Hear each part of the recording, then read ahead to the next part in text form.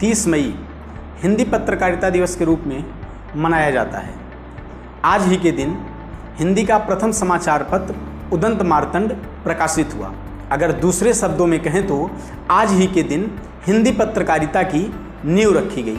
मशहूर शायर अकबर इलाहाबादी ने कहा कि खींचो न कमानों को न तलवार निकालो, जब तोप मुकाबिल हो तो अखबार निकालो। यानी कि अखबार निकालने के पीछे की जो मंशा रही है, समाज में जागरण हो, पत्रकारिता एक सही दिशा में समाज का नेतृत्व करे, ऐसी अपेक्षा पत्रकारिता से की जाती रही है। 30 मई 1826 को हिंदी भाषा का प्रथम समाचार पत्र उदंत मार्तंड प्रकाशित हुआ, जिसका अर्थ था उगता हुआ सूर्य। पत्रकारिता के क्षेत्र में यह सूर्य ऐसा चमका जिसकी चमक आज तक बरकरार है। भारत की स्वतंत्रता की लड़ाई से पूर्व प्रकाशित ज़्यादातर समाचार पत्र अंग्रेजी शासन के खिलाफ लड़ाई का माध्यम बने और यही रुख उदंत मार्तंड ने भी इख्तियार किया।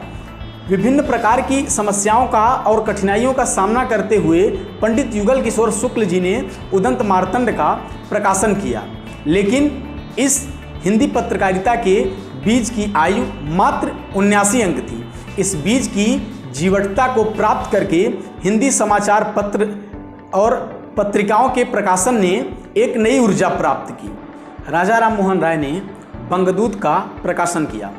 इसके बाद हिंदी पत्रकारिता के क्षेत्र में समाचार पत्र व पत्रिकाओं के प्रकाशन की भरमार सी लग गई। आज की पत्रकारिता में कहीं न कहीं वो उदंत मार्तंड वाली धार नहीं देखने को मिलती। कहीं न कहीं आज की पत्रकारिता में साहस और संघर्ष दोनों की कमी साफ तौर पर देखी जा सकती है। आज पत्रकारिता बाजार के बोझ तले दब गई है। कारपोरेट कम्युनिकेशन की सुनामी में समा चुकी इस पत्रकारिता के पैरोकारों में न तो सच लिखने का मादा है, न ही राष्ट्र के प्रति कोई जवाबदेही और जिम्मेदारी। उनका सिर्फ एक मकसद देश को भ्रमित करना है।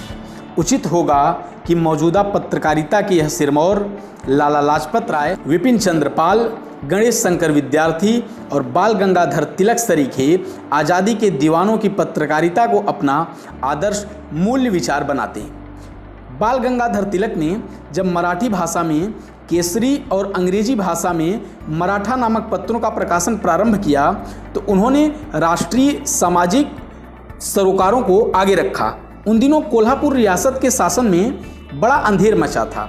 इस अंधेर गर्दी के खिलाफ केसरी ने जोरदार आवाज़ बुलंद की, लेकिन गोरी सरकार को यह रास नहीं आया तो उसने बाल गंगाधर तिलक और उनके सहयोगियों पर मुकदमा चलाकर जेल में डाल दिया। आज हमें अपनी पत्रकारी यात्रा का सिंहावलोकन करना होगा और पत्रकारीय प्राथमिकताओं को टटोलना होगा और समय के थपेड़ों के साथ आई विसंगतियों को दूर भी करना होगा।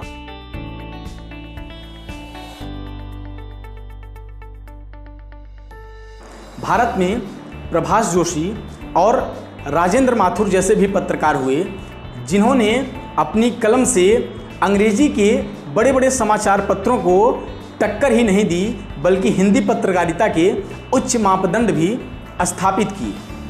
आज वे हमारे बीच नहीं हैं, लेकिन जिन आयामों को उनकी वजह से हिंदी पत्रकारिता ने प्राप्त किया वैसे दृश्य आज हमें कहीं देखने को नहीं मिलते। आज संपादकों की कलम मालिकों के हाथ से चलती है। आज हिंदी पत्रकारिता कहाँ और किस मोड़ पर खड़ी है, यह गंभीरता का प्रश्न है। आज पत्रकारिता कारपोरेट हाथों में है। सही खबर दिखाने की एवज में पत्रकारों को या तो पाकिस्तान जाने का वीज़ा देने की बातें कही जाने लगती हैं या तो फिर देशद्रोही का तमगा दे दिया जाता है।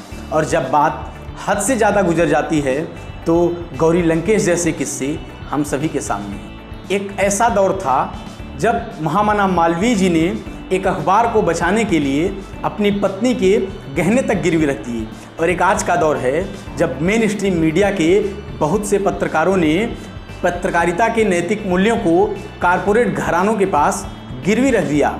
ऐसे में रामधारी सिंह दिनकर फिर से प्रासंगिक हो उठते हैं। जला अस्थियाँ बारी बारी छिटकाई जिसने चिंगारी, जो चढ़ गए पूर्ण वेदी पर लिए बिना गर्दन का मोल, कलम आज उनकी जय बोल, कलम आज उनकी जय बोल।